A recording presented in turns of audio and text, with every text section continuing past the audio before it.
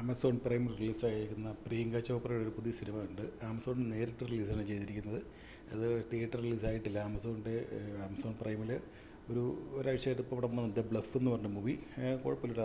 പ്രിയങ്ക ചോപ്ര അടിപൊളിയായിട്ട് ചെയ്തിട്ടുണ്ട്. നല്ല ആക്ഷൻ സീനിലൊക്കെ പ്രിയങ്ക ചോപ്ര തകർത്തു.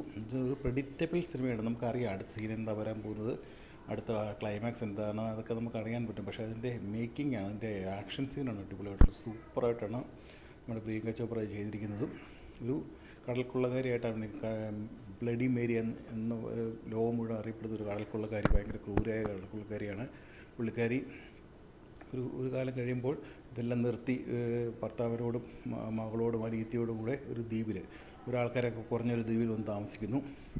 പക്ഷേ ഇവള് പോരുന്ന വഴിക്ക് കടൽക്കൊള്ളക്കാരൻ നല്ലൊരു സ്വർണ്ണം കൊണ്ടാണ്, ഇവളും കൂടെ കഷ്ടപ്പെട്ടുണ്ടാക്കിയതാണ്, ആ സ്വർണ്ണം കൊണ്ടാണ് ഇവൾ പോരുന്നത്.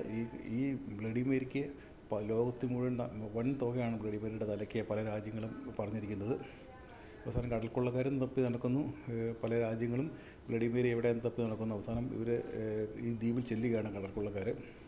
ഇങ്ങനത്തെ കടൽക്കൊള്ളക്കാരൻ മെയിനായിട്ട് അഭിനയിച്ചിരിക്കുന്ന ബോയ്സിൽ അഭിനയിച്ചിരിക്കുന്ന ഒരാളുണ്ട്, ബുച്ചർ എന്ന് പറഞ്ഞിട്ടുണ്ട്. പുള്ളിയാണ് മെയിൻ കടൽക്കൊള്ളക്കാരനായിട്ട് അഭിനയിക്കുന്നത്. പുള്ളി സൂപ്പറായിട്ടുണ്ട് കേട്ടോ. പുള്ളി അടിപൊളിയായിട്ട് പുള്ളിയും ചെയ്തിട്ടുണ്ട്. പുള്ളിയുടെ ആക്ഷൻ രംഗങ്ങളൊക്കെ പറയാനെന്ന് പറഞ്ഞാൽ മേക്കിങ്ങിൽ ആക്ഷൻ രംഗങ്ങൾ അടിപൊളിയാണ്.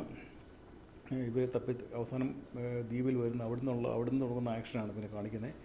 ആക്ഷൻ ഒന്നും പറയാനില്ല. പക്ഷേ പടം നമുക്ക് ഒത്തിരി കണ്ടിട്ടുള്ള പടമൊക്കെ പോലെ നമ്മുടെ ലിയോ ഒക്കെ സിനിമയില്ലേ, ലിയോ വലിയ ആ ഒരു മോഡലാണ് പടം വരുന്നത്. എന്നാലും കുഴപ്പമില്ല, നന്നായിട്ട് കാണാം.